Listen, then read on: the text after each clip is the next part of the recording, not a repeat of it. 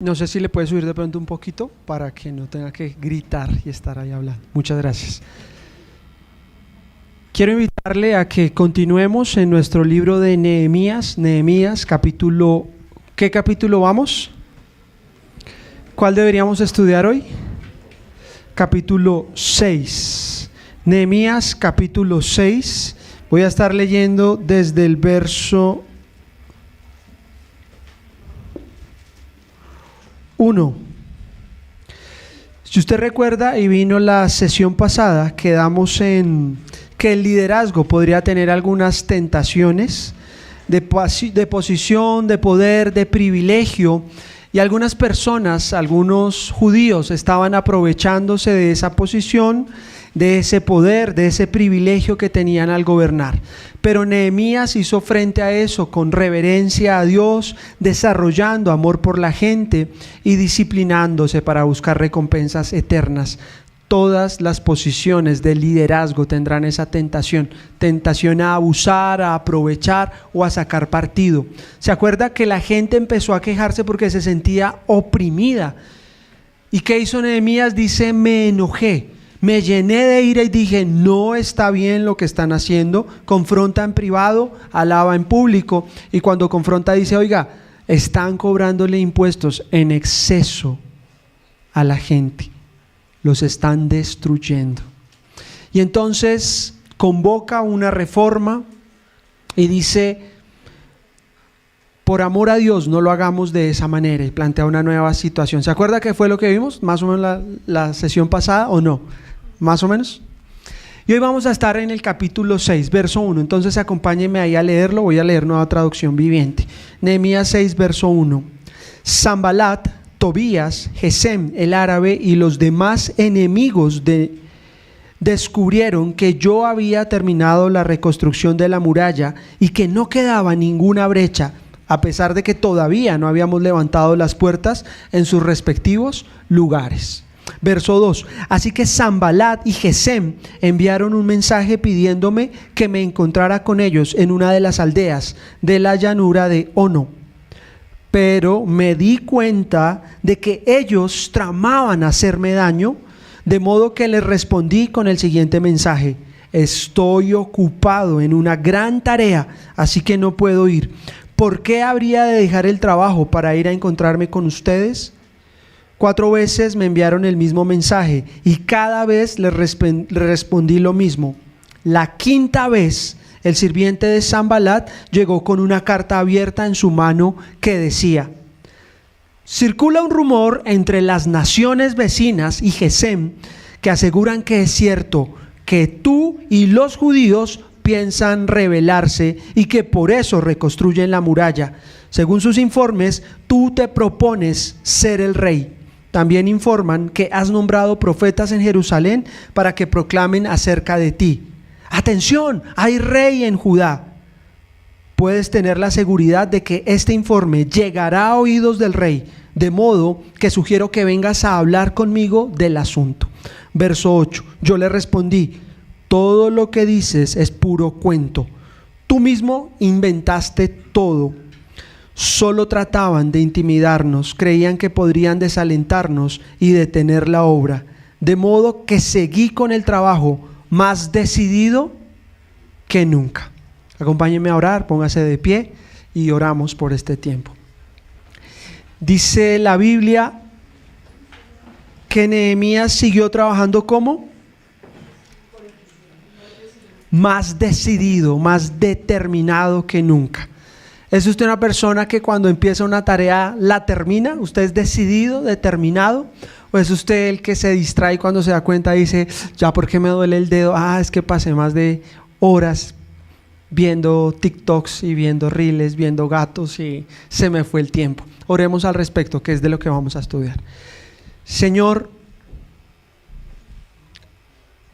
tú nos creaste para que fuéramos productivos en tu reino. Todo lo que tú has creado lleva fruto, pero tú sabes la condición en la que ha llegado cada uno de nosotros hoy aquí. Tú sabes quién administra bien su tiempo. Tú sabes quién malgasta su tiempo. Pero yo te pido que por tu palabra y por la obra de Cristo, hoy nos estés dando el entendimiento de lo que significa la verdadera productividad, que nos des el entendimiento para aprovechar correctamente el tiempo, para administrar el tiempo, para ser fructíferos como lo fue Nehemías, como lo fue el mismo Jesús, y en nombre de Él oramos, que tiene nombre sobre todo nombre, para que tu presencia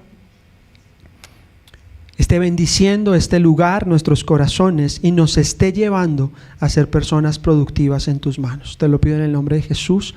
Amén. El privilegio, puede sentarse, el privilegio de estar estudiando de manera expositiva es casi que verso por verso, ir cogiendo el contexto, es que empezamos a hablar de temas que quizás en otras circunstancias no se hablarían. Y hoy Nehemías capítulo 6 nos lleva a una parte muy emocionante de esta historia. Los muros venían reconstruyéndose, los enemigos se habían levantado, pero casi que Dios les había tapado la boca a los enemigos. En términos generales la obra estaba prosperando, pero siempre que se levanta alguien para hacer la obra de Dios, se encuentra oposición. Y entonces hay oposición en medio de eso, y alguna gente empieza a hablar, a inventar algunos chismes y envían una carta. Es lo que vamos a estar estudiando. Eso por un lado. Me gusta como dice el verso 9 y dice: pero ellos solo trataban de intimidarnos porque creían que podían desalentarnos y detener la obra, de modo que seguí con el trabajo más decidido que nunca. Si hay una característica que resaltamos de Nehemías, es la determinación, la decisión. Era una persona que empezaba una tarea y la terminaba. Y ese es el tipo de personas que como hijos de Dios debemos ser, sobre todo imitando a Cristo. Cristo empezó una tarea y la terminó. Entonces vamos a ver algunos principios, algunas verdades sobre esa determinación de Nehemías, ese trabajo de Nehemías, y cómo algunos secretos de las personas determinadas, de esos líderes que admiramos. ¿Admira usted a una persona por las actividades que hace, la forma en la que administra bien su tiempo? Que usted dice: uy, esa persona, lo que hace, lo que administra. Bueno, quiero que miremos, porque seguramente va a tener algunos principios que vamos a estar viendo esta mañana, al igual que Nehemías. Pero bueno, antes de hablar de eso, definamos qué significa ser productivo, porque puede ser que alguien escuche esa palabra y diga como: uy, me preocupa, yo no soy tan productivo. ¿Qué dice el diccionario sobre ser productivo? ¿Qué han escuchado? ¿Hacer muchas cosas? Mire, la productividad es un concepto que viene de las ciencias económicas y se refiere a la eficiencia de la producción de un sistema en la relación entre la cantidad de productos que se obtienen y la cantidad de recursos que se invierten. Entonces, en términos económicos uno diría, pues se invirtió un costo y el revenue o la ganancia de eso pues es mayor a lo que se invirtió. Fue productivo. ¿Usted cree que ese concepto de productividad es el mismo que el concepto de Dios? ¿Dios lo ve de esa misma manera? Dice: esta persona es productiva porque entró una materia prima y salió más de lo que yo le había dado. Voy a dar una primera definición de eso y vamos a estar hablando al respecto para irle dando forma. Según la Biblia, ser productivo es abrazar o vivir en la realidad de lo que Dios hace en nosotros y responder en adoración a través de nuestro trabajo y nuestro reposo. Voy a ir hablando alrededor de eso en esta hora. Entonces, estudiamos la Biblia. Nehemías capítulo 6, verso 1. En términos generales llega un informe a Sanbalat, a Tobías, a Gesem y a los demás enemigos de que Nehemías había reedificado la muralla. Aunque no se habían colocado las puertas, ellos ya estaban chismeando al respecto. Había una mano de chismes, o sea, un lleva y trae,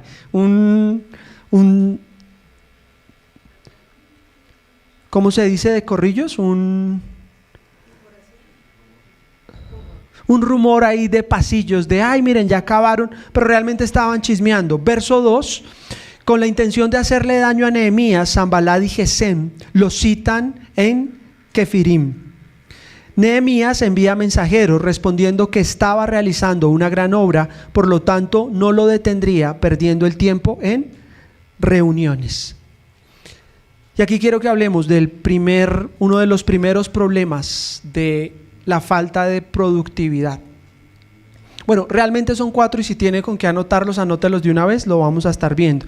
El primero, la falta de dirección. Usted no es tan productivo como quisiera porque no tiene un propósito, no tiene una dirección clara, entonces le apunta a muchas cosas y se ha dado cuenta que nuestra sociedad hipervalora la multitarea o el multitasking.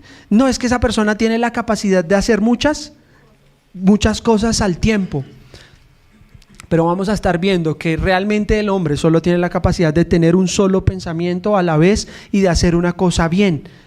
Y muchas veces cuando no tenemos esa dirección o la falta de dirección, somos improductivos. Por el otro lado, la falta de atención en las cosas que hacemos nos hace improductivos.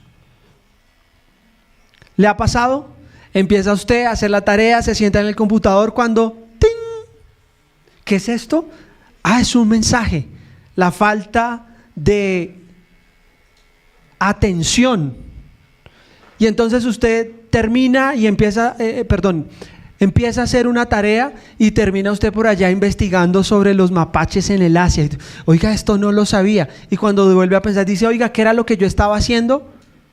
No somos tan productivos como Dios espera. ¿Cuál fue la primera causa? Porque somos o tenemos falta de dirección. Segundo, nos falta ser productivos porque tenemos falta de atención. Tercero, no somos productivos porque nos falta seguridad. De alguna manera también nos da miedo. Todo esto son motivaciones antes de empezar a hacer la tarea. Pero cuarto, no somos productivos porque nos falta motivación.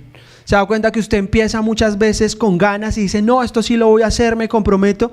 Y cuando empieza la tarea después dice, pero ya no tengo ganas. Y muchas de las tareas se quedan en la mitad de las cosas que hacemos.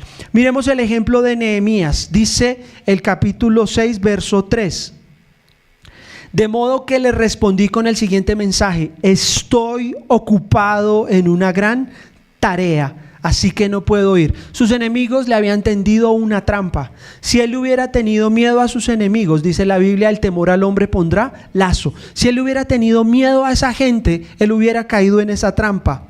Pero él pregunta, ¿por qué habría de dejar el trabajo para ir a encontrarme con ustedes? Bueno, contra la falta de dirección, el Hijo de Dios necesita tener un propósito que lo impulse. Lo que estoy tratando de decir es, muchas veces no solo es que seas perezoso o que estés distraído, el problema es que no tienes un propósito más grande que tú mismo para hacer la tarea que Dios te llamó a hacer. Tienes un propósito que te haga levantar por las mañanas, es mi oración para cada uno de ustedes, porque si tu vida solo va en levantarse, salir a trabajar, ganar dinero para pagar las cuentas, hay un nombre para eso. ¿Alguien sabe cómo se llama eso en términos prácticos? Voy, trabajo, vuelvo, duermo, invierto, pago cuentas, hago. ¿Cómo llamaríamos eso? Rutina, sobrevivir. Hay un nombre un poco más fuerte para eso, la carrera de ratas, que es básicamente un ratón dentro. ¿Ha visto los hámster? ¿Sí? ¿Sabe qué es un hámster? O piensa en una rata más grande, también no importa. Hay una ruedita que va ¿para dónde? ¿Para dónde va la rueda? Para ningún lado. Pero como el ratón está en una jaula, pues lo meten a hacer ejercicio y empieza a hacer una carrera que tiene un fin. No tiene ningún fin. Es como cuando usted sale a la trotadora. ¿Para dónde va? Para ningún lado, pero está ahí. Básicamente vivir sin un propósito, sin entender una tarea más grande, pues hace que caigas en la rutina de existir. ¿Sabe cuál es uno de los devoradores del matrimonio? La rutina. ¿Sabe cuál es un devorador del significado de la vida? La falta de propósito. La rutina de simplemente hago tareas. ¿Usted cree que Dios lo creó de esa manera? Lo dijimos al principio del estudio de Nehemías. Dios siempre está obrando, Juan capítulo 6, y busca personas que se unan a su obra y les da una tarea más grande que sus propias fuerzas, más grande que su propia capacidad. ¿Para qué? Para que puedan depender de Él y para que esa persona pueda llegar a hacer todo lo que Dios planeó que fuera. Nehemías tenía un propósito, y como tenía un propósito, cuando llegaron las distracciones, cuando llegó la falta de dirección y le dijeron, no, reúnete con nosotros, el que dice, bueno, responde en el verso 3. Estaba realizando una gran obra, por lo tanto, no lo detendrían perdiendo el tiempo en reuniones. Después de la pandemia, si algo habíamos aprendido es que las reuniones son hiper mega improductivas cuando no tienen un propósito más grande, porque se hace la reunión de la reunión de la reunión y termina uno con más tareas de lo que fue, pero se da cuenta que muchas veces esas tareas no le están aportando a un propósito más grande, sino simplemente reuniones, reunionitis. Verso 4, 5 y 6 dice: 4 veces me enviaron el mismo mensaje y cada vez les respondí lo mismo. La quinta vez el sirviente de Sanbalat llegó con una carta abierta en su mano. ¿Qué sucedía? Sanbalat amenaza con enviar un informe chismoso al rey, o sea, un informe mentiroso, y dice: ya sé, las motivaciones que tú tienes, Nehemías, son inadecuadas. De fondo tú lo que quieres es convertirte en rey. ¿Cómo se sintió Nehemías en ese momento? ¿Usted qué cree? ¿Usted cree que eso lo afectó? ¿Usted cree que le dio importancia a eso? ¿Usted cree que eso lo desanimó por lo que estamos leyendo? Y entonces manda un siervo con un citatorio, casi que peor que cuando llama el banco a las 8 de la mañana hasta las 5, como diciendo, oiga, tiene una deuda. Esto es peor que la DIAN. Está llegando un citatorio que le está diciendo, oiga, lo acusamos de reconstruir la muralla para rebelarse contra el rey. Y decía que Nehemías estaba poniendo profetas para anunciar que él era el nuevo rey. Pero todo eso eran ¿qué? Rumores, chismes que circulaban entre las naciones, alentados por Gasmo, bueno, el autor del informe chismoso. Como Nehemías tenía un propósito, y por el otro lado Nehemías era diligente en lo que hacía, él no tuvo falta de atención en este momento, sino que se volvió más bien productivo. ¿Cuántas veces lo llamaron? 4 veces. Pero él, como tenía un propósito tan claro, era tan profundo en la tarea que estaba haciendo, ¿se dejó llevar por los rumores? Yo creo que esta es una de las cosas más difíciles que tiene que enfrentar cualquier persona, y es hacer frente a que alguien esté hablando mal cuando usted sabe que no es así. Y usted tiene 2 caminos: desgastarse tratando de demostrar que usted es una buena persona, o tiene el camino que está tomando Nehemías, que es ¿cuál? Tengo un propósito más grande y seré profundo en la tarea que Dios me llamó a hacer. No tengo tiempo para perder. Dicho sea de paso, si está tomando apuntes, hay 3 cosas que usted va a poder hacer con su vida, y usted me ha escuchado decirlas al respecto. Lo primero que puede hacer con su vida: desperdiciarla. Desperdiciar su vida en cosas triviales o en cosas buenas que no son un propósito más grande. Estoy diciendo, en vez de lo bueno, vaya por lo excelente. Y hay cosas buenas en la vida, pero usted la puede desperdiciar cuando no se enfoca en lo que Dios lo llamó a hacer. Usted me ha escuchado contar varias veces el caso cuando yo estaba dirigiendo la alabanza y le digo a uno de los líderes de la congregación: voy a entregar la alabanza, ya no voy a servir más. Y esta persona, bien intencionada pero ignorante del plan de Dios, me dice: no, lo bueno es que tú sirvas porque no hay más personas en la iglesia para ese ministerio, tú lo lideras. Y yo le respondo: no, lo excelente es que yo me dedique al ministerio, al instituto bíblico, porque Dios no me llamó a ser ministro de alabanza, Dios me llamó a predicar. Y entonces, por encima de lo bueno, hay veces que uno tiene que escogerlo, lo excelente. Pero si usted no sabe cuál es el propósito, pues va a ser muy difícil que usted pueda ser profundo o que pueda poner atención en lo que hace. Qué lindo, porque lo vamos a estar viendo en un momento, y es exactamente lo que tuvo que vivir el Señor Jesús. teniendo un propósito, poner atención en lo que Dios lo había llamado. No sé si se está dando cuenta de lo que, o al punto al que estoy tratando de llegar. Pueden hacer 3 cosas con su vida. La primera, desperdiciarla incluso en cosas buenas. La segunda, que puede ser más grave de eso, no solo desperdiciarla, sino mal gastarla. Y aquí ya estoy hablando de veneno, de cosas tóxicas, ¿como qué? Gastarla con celos, gastarla con vicios, gastarla con... Usted termina el día, no sé si sabía, usted cuando tiene su celular tiene un tiempo donde hay una opción donde le deja ver cuánto tiempo pasó en redes sociales. ¿Esto sería desperdiciarlo o esto sería malgastarlo?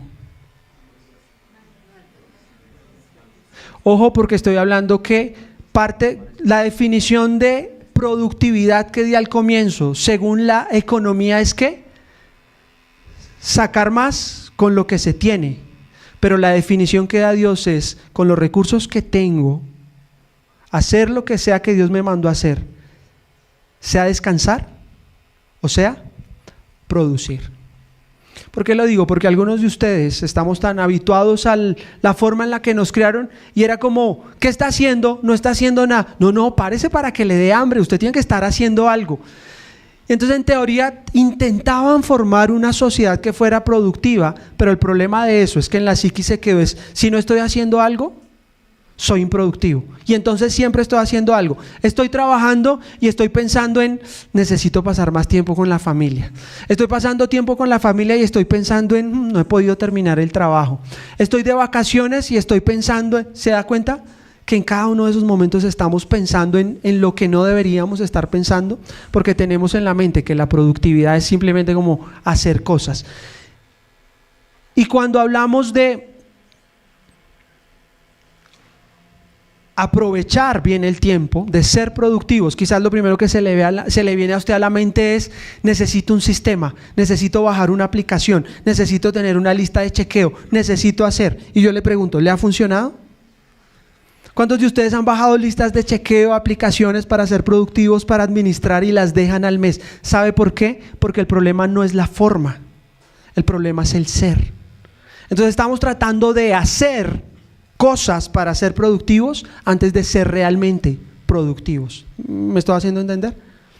Y hoy estamos hablando de Dios quiere que tu vida sea productiva y puedes hacer 3 cosas con tu vida: desperdiciarla en cosas buenas, aunque no excelentes, malgastarla en cosas definitivamente malas, y la tercera, invertirla, ser productivo. Sucede igual con el dinero, lo ganas y lo puedes desperdiciar, lo puedes malgastar o lo puedes invertir. Ayer estábamos en una comida y alguien me decía, es que la mentalidad del pobre siempre es gastar.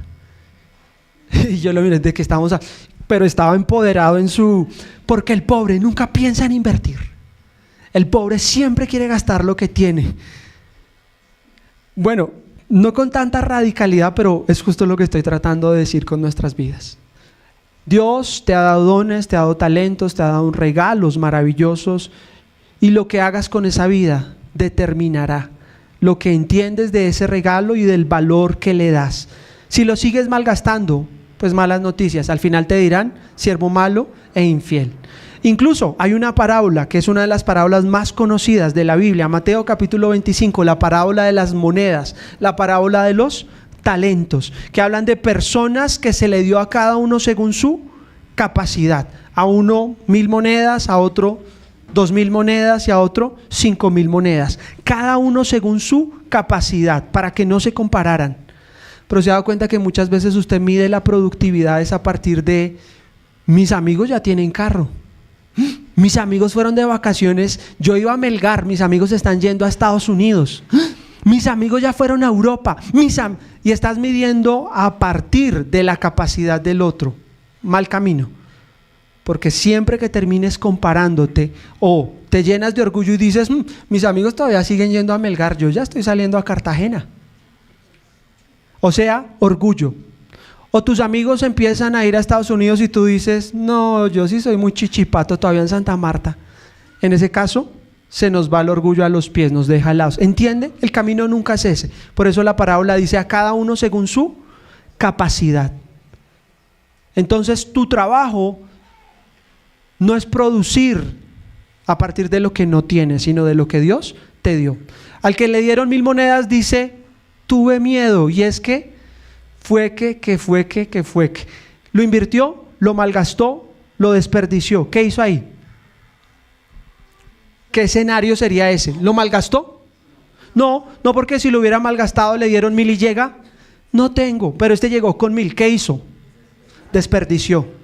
Porque al final del día, lo que vimos con Nehemías los jueves y lo que estamos viendo hoy es, la vida no es otra cosa que grandes necesidades y oportunidades que Dios te va a ir dando para que cuando las tomes llegues a hacer lo que Dios planeó que fuera. Requiere valentía.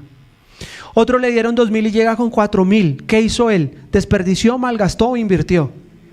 Invirtió. ¿Me diste 2000? Toma 2000. Luego el principio de la administración, también como estamos viendo en el curso de mayordomos, no solo es cuidar, sino también mejorar. Pero no se puede mejorar nada si no se cuenta. Si no se cuenta, no se administra. Si no se administra, no se mejora. Yo nunca en mi vida me imaginé estar hablando de esto, y menos en una iglesia. Se lo digo ¿por qué? Porque cuando estuve en el colegio y me dieron contabilidad, eso fue como en 10º, dije, esto es lo más aburridor del mundo y es lo último en lo que me quiero dedicar. ¿Hay algún contador en medio de nosotros? ¿No? No vino. Está contabilizando. Pero conforme va pasando el tiempo, estudio Nehemías, estudio la Biblia y digo, Dios valora la administración.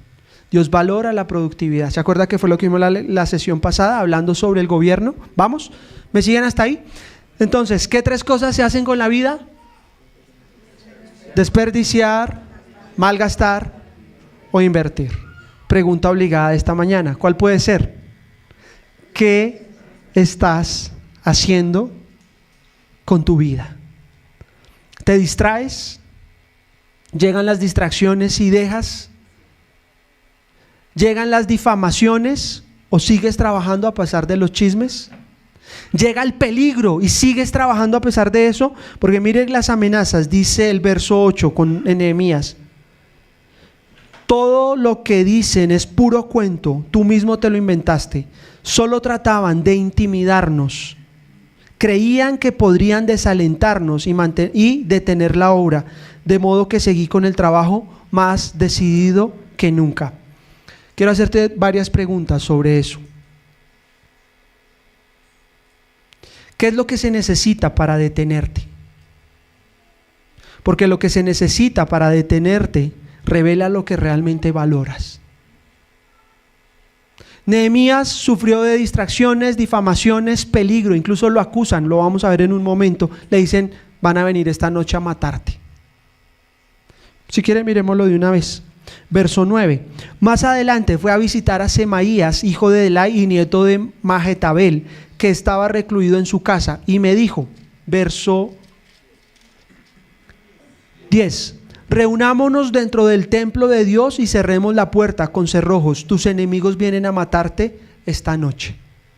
Yo no sé cuántos de ustedes han sufrido una amenaza de muerte, pero es una cosa fea, eso es aburridor, que usted vaya supuestamente donde un cristiano y le diga, oiga, no vaya a salir esta noche, más bien quédese acá, porque me llegaron chismes. ¿De qué? De que lo van a matar. Es como, qué cosa tan aburridora, qué cosa tan fea. ¿Eso detuvo a Nehemías? ¿Las distracciones, la difamación, el peligro, lo detuvo? Lo que se necesita para detenerte demuestra lo que realmente valoras. Algunos de ustedes han recibido un propósito y un llamado de parte de Dios, pero las distracciones, los enemigos o incluso a veces el peligro, valorando más su propia vida, ha hecho que el propósito se detenga. Dicho de otra forma, la prueba de la fe de un hombre es lo que se necesita para desanimarlo. ¿Qué es lo que te desanima? Las distracciones, las difamaciones, el peligro, porque aquello que te esté desanimando es la prueba de la fe que tienes realmente. Dicho de otra manera, lo que logra desanimarte expone la fuente real de tu fortaleza, porque tu fortaleza debe venir del Señor.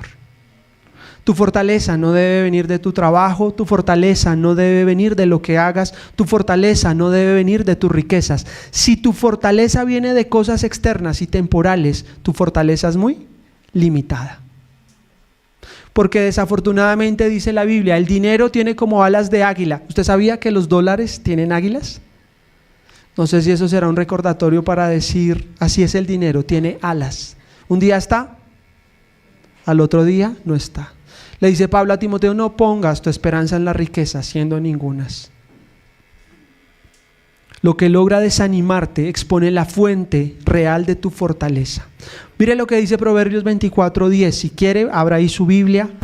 Este es un pasaje que a mí me gusta mucho y quiero que se lo lleve hoy y medite alrededor de esto esta semana. Proverbios 24:10. Si fallas bajo presión, tu fuerza es escasa. Claro, pero hay presiones de presiones. Hay presiones de una cinta o un cauchito en mi mano, un hombre fuerte agarrando a otro haciendo presión. La olla express genera presión. Claro, hay presiones de presiones. Es que usted, alguien dirá ahí sentado, es que usted no conoce a mi esposa, usted no conoce a mi jefe. Bueno, si fallas bajo presión es que tu fuerza es escasa. Quiero que pienses en la forma en la que estás malgastando tu vida, porque muchos de los hábitos a los que volvemos es el resultado de las presiones que sentimos. ¿Se ha dado cuenta que usted y yo volvemos muchas veces a los errores cuando estamos bajo presión? Porque de alguna manera el cerebro lo que está intentando hacer es generar otra vez la dopamina, la tranquilidad, y entonces volvemos a lo conocido, aunque sabemos que nos hace mal. Bueno, ¿qué diría la Biblia si estoy volviendo otra vez a esos lugares, a esas personas, a esos trabajos, a esos hábitos? ¿Qué me diría la Biblia si estoy fallando bajo esa presión? Que no tengo fuerza. O que quizás solo lo estoy batallando en mis fuerzas. Pero el Hijo de Dios, ¿de dónde saca sus fuerzas? ¿De lo inteligente? ¿De su buen trabajo? No, saca su fuerza del Señor. Pero los que esperan en el Señor tendrán nuevas fuerzas, correrán o volarán como las águilas. ¿Sabe qué significa eso? El autor, ahí Isaías, está haciendo la referencia a un águila que está extendiendo sus alas y solo está disfrutando el viento. ¿Ha visto cuando ellas ya extienden sus alas y simplemente se dejan guiar? Pero los que esperan en Jehová son de ese estilo, que saben lo que viene, pero tienen su confianza en Dios. Esa es mi oración para ti, eso es mi anhelo, que seamos como iglesia fuertes en el Señor y que cuando venga la presión tú puedas permanecer. No, pero la presión solo viene a algunos, eso es a Nehemías. No todos en algún momento vamos a tener algún tipo de presión y más vale que sea nuestra fortaleza en el Señor. Y dice el verso 9, solo trataban de intimidarnos. Hasta acá, versos 8, 9, en el verso 8, Nehemías desmiente las acusaciones y afirma que todo era inventado. En el verso 9, Nehemías ora al Señor pidiendo que fortalezca sus manos para que la obra no se detenga, porque sabe que sus enemigos buscan atemorizarlo para impedir la conclusión del trabajo. Empezamos hablando de la productividad. Dijimos que la productividad es diferente en Dios a la productividad que espera el mundo. Y dijimos, no solo vamos a estar hablando de actividades para ser más productivos, sino realmente ser. Y dijimos, hay 4 cosas que vas a necesitar enfrentar. Ya vimos 2 de Nehemías. ¿Cuáles 2? La falta de dirección, la falta de atención, pero también la falta de seguridad. Y él dice, me van a matar. ¿Cómo contrarrestó o cuál fue el antídoto contra la falta de seguridad? Una vida continua de oración y fe, porque la fe viene por el oír y el oír por la palabra de Dios. Él sabía lo que Dios lo había llamado a hacer.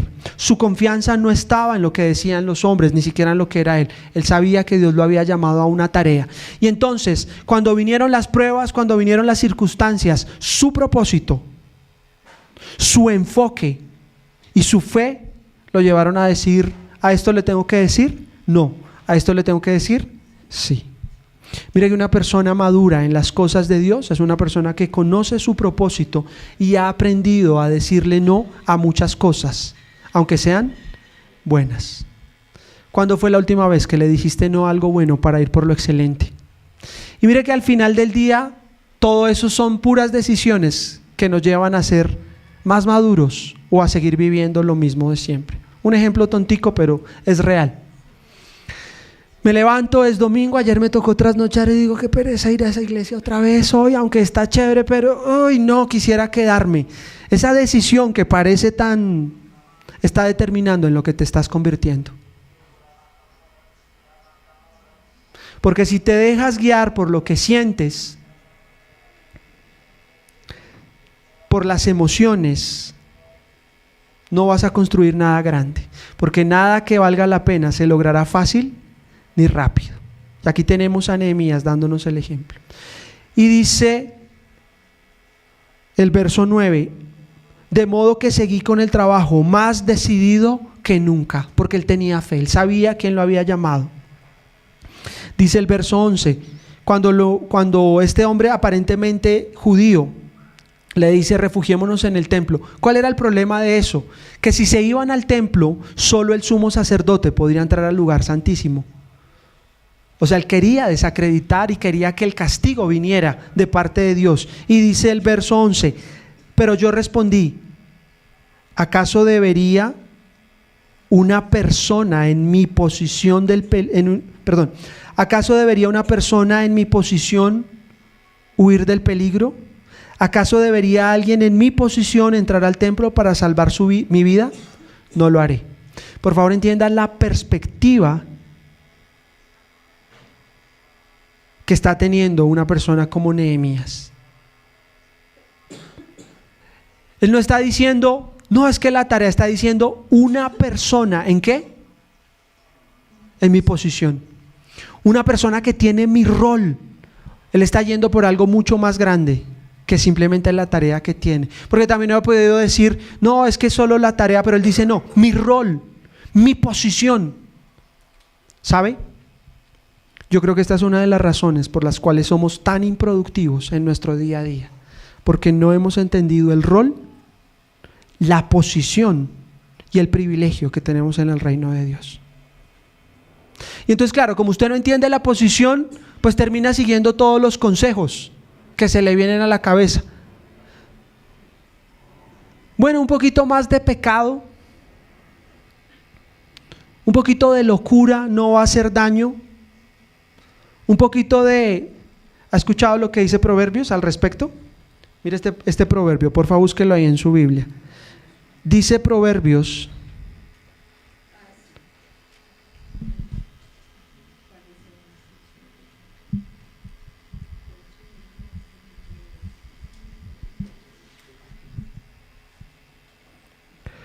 Perdón, Eclesiastés 10:1.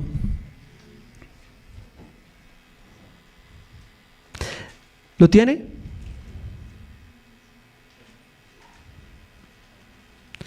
Así como las moscas muertas apestan todo un frasco de perfume, una pizca de necedad arruina gran sabiduría y honor. Así como las moscas, ¿qué hacen? Dan mal olor, echan a perder el perfume. Usted tiene algo y entonces tiene los bananitos ahí en su casa y empiezan a venir mosquitos. ¿Y qué empieza a pasar con esos bananos? A podrirse. Y así como una mosquita muerta echa a perder todo, una pizca. ¿Cuánto se necesita de necedad? ¿Cuánto se necesita de tontería, de ser ligero? ¿Cuánto se necesita de locura para echar a perder el hombre? Una pizca. Hay un testimonio que a mí me encanta de Billy Graham. En su biografía él dice, como estábamos luchando contra las faldas, las finanzas y la fama, ellos hacen un pacto que se llama como se me fue el nombre, pero era como pacto entre su propio ministerio, y dice, vamos a hacer 3 cosas. La primera, nuestras finanzas siempre van a ser transparentes, pensando en en los recursos, las finanzas. Dice, y lo segundo respecto a las mujeres, nunca daremos consejería en privado o siempre nos reuniremos en un lugar público para que nadie tenga nada malo que decir de nosotros como ministerio. Y dice él que llegaron a un acuerdo, que como ellos tenían que viajar, ¿sabe qué hacía Billy cuando llegaba a un hotel? Lo primero que pedía al camarero es, por favor saca el televisor de mi cuarto. Porque él sabía que cuando cerrara la puerta quedaba solo con la tentación de la pornografía. Y que un poco de necedad, un poco de locura, un poco de ligereza, ¿qué iba a pasar con su ministerio? Y él lo escribe y él dice, yo sé que una sola mirada podría abrir puertas a que yo saliera a buscar prostitución en la calle, porque siempre que iban de ciudad en ciudad, había gente que no los conocía. No sé si entiende el entendimiento y la perspectiva a la que llega Nehemías, a la que llega un varón de Dios a decir, espera un segundo, mi posición no me lo permite, ya ni siquiera lo estoy haciendo por mí, lo estoy haciendo por el rol que Dios me ha entregado en esta tierra. Pero entonces ahí viene una buena pregunta, ¿has entendido el rol que Dios te ha dado en esta tierra? Porque puede que usted esté ahí sentado y diga, pues eso es Billy Graham, eso es Nehemías, pero ¿y yo? Pero tú tienes un propósito, dice Efesios 2:10, porque Dios preparó de antemano buenas obras para que anduvieras en ellas. Y si no entiendes la perspectiva, como yo siempre digo en son de broma, pues dices, no, pues mi perspectiva es que yo soy estudiante de universidad, piloto de Colombia. Y estás en clases y entonces, bueno, ¿qué hacen los estudiantes? Estudiar, y cuando se acaban las clases, bueno, vamos a farrear un poquito, eso no le hace daño. ¿Qué más hacen los estudiantes? ¿Se besan? ¿Entiende? Se van cruzando líneas, pero esa falta de perspectiva, de reino, de principio, dice, no, espera un segundo, yo sí soy un estudiante, pero no esta clase de estudiante. Yo soy un hijo de Dios, yo tengo un llamado, un propósito que no voy a tirar a la borda. Un poco de necedad puede arruinar tu vida. Un poco de necedad, como las moscas muertas, pueden arruinar el plan. Y hoy es un día importante para decir, ¿quieres ser más productivo? Toma el camino de Nehemías. La fe, la dirección, pero mira lo que dice el verso 16. Cuando se enteraron nuestros enemigos y las naciones vecinas se sintieron aterrorizados y humillados, se dieron cuenta de que esta obra se había realizado con la ayuda de nuestro Dios. Ellos fueron tan diligentes, y es la cuarta característica de una persona productiva, la diligencia. Yo creo que mucho de lo que sucede son externos, pero aquí hay una lucha para ser productivos en términos de reino ya interna, la falta de motivación. Si siempre estás esperando a estar motivado para hacer lo que debes hacer, va a llegar el día donde no vas a encontrar la motivación. Tienes que apelar a algo mucho más grande, al reino. El líder, aquel que se está haciendo responsable de su vida, necesita tener una perseverancia intrépida, tener diligencia, luchar en contra de la falta de motivación. Dice Proverbios 12:27.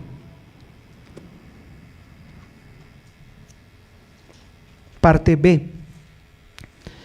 Bueno, desde el A. Los perezosos ni siquiera cocinan la presa que han atrapado, pero los diligentes aprovechan todo lo que se encuentran. Reina Valera dice, precioso haber del hombre es la diligencia. ¿Y por qué Nehemías, o cómo Nehemías pudo ser diligente? ¿Cómo Nehemías pudo ser productivo? Bueno, en resumen, atacó los 4 problemas de la falta de productividad. La primera, para ir resumiendo, falta de dirección. ¿Cómo la atacó? Con un propósito impulsor. ¿Cómo atacó la falta de dirección? Con un propósito, con algo más grande que él. ¿Cómo atacó la falta de atención? Bueno, con una perspectiva clara y profunda de la tarea que estaba haciendo. ¿Cómo atacó la falta de seguridad? Con una vida de oración continua, en fe. Y usted ve todo el pasaje, toda la Biblia, él está orando y no le tenía miedo a sus enemigos porque él sabía quién era Dios. ¿Cómo atacó la falta de motivación? Con una perseverancia intrépida, siendo diligente. Para ir cerrando, quiero que miremos esto mismo, pero aplicado a la vida de Jesús. Acompáñeme a Mateo capítulo 5. Por tiempo no vamos a ver todos los detalles, pero mire qué interesante cómo Nehemías es símbolo de nuestro Señor Jesucristo.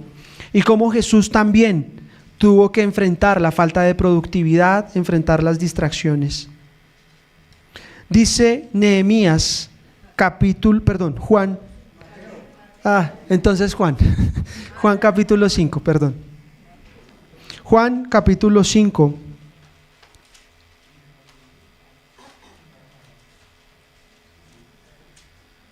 Verso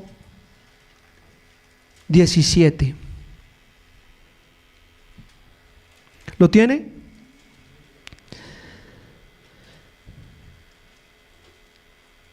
En el contexto, los líderes religiosos estaban acusando a Jesús por haber violado las reglas del día de reposo. Lo que había pasado es que él había sanado a un hombre cojo. Y entonces, como lo sanó en sábado, empezaron a decir: oye, está faltando a la ley de Moisés. Y dice el verso 17, pero Jesús respondió: mi Padre siempre trabaja y yo también. Entonces los líderes judíos se esforzaron aún más por encontrar una forma de matarlo, pues no solo violaba el día de descanso, sino que además decía que Dios era su Padre, con lo cual se hacía igual a Dios.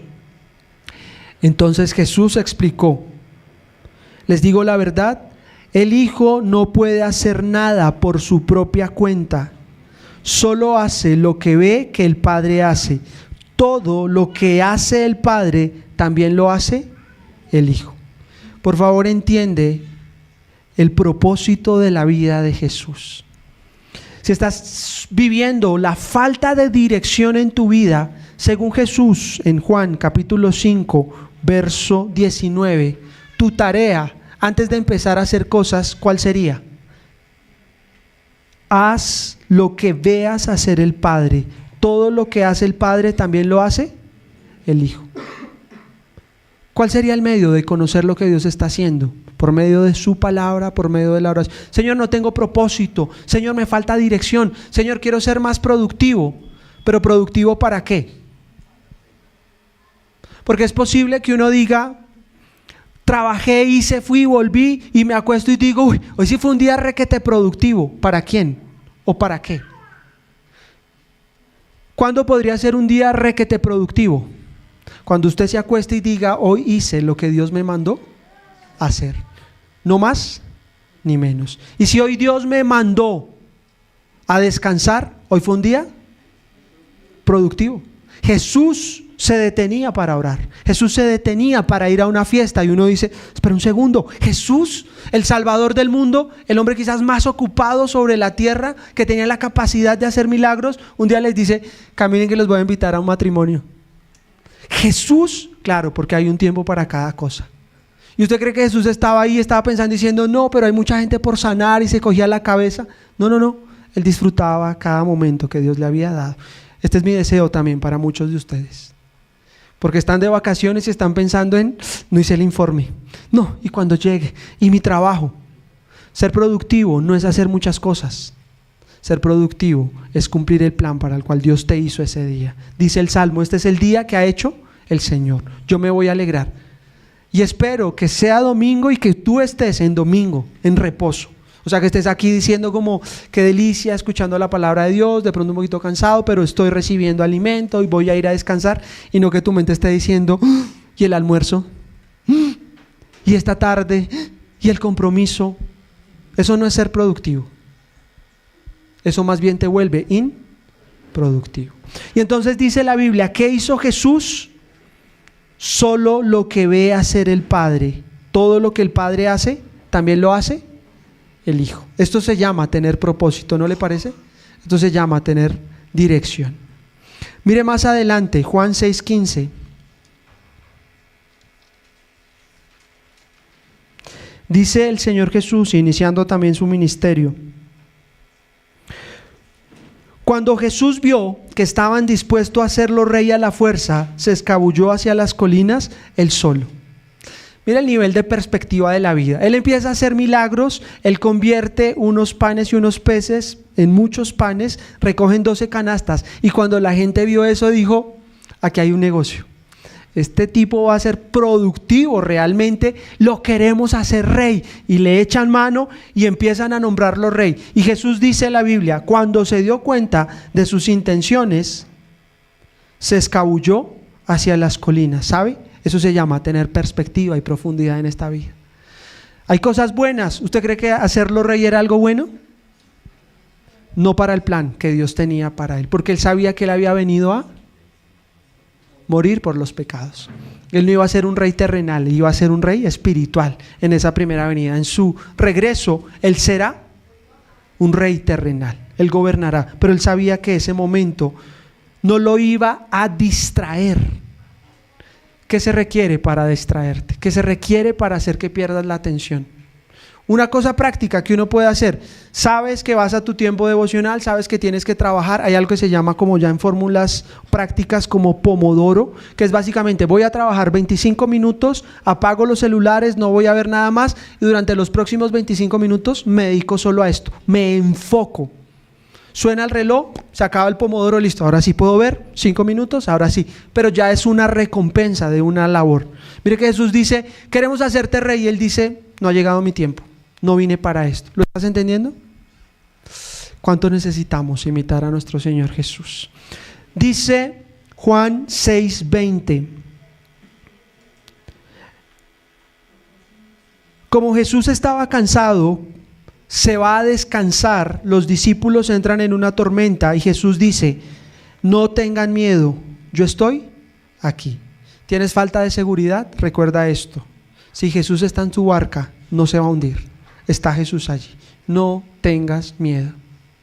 ¿Se ha dado cuenta que cuando empezamos esta serie yo le dije: mira, al final del día casi siempre los 2 mensajes que se predican en la iglesia cristiana son: al que no conoce a Jesús, ven a Jesús para que encuentre significado, propósito y salvación, para que Él pague tus pecados; y al Hijo de Dios, quédate en Jesús para que puedas estar seguro, deja de tener miedo, esfuérzate y sé valiente, que Dios tiene algo mucho más grande. Y terminamos con este pasaje.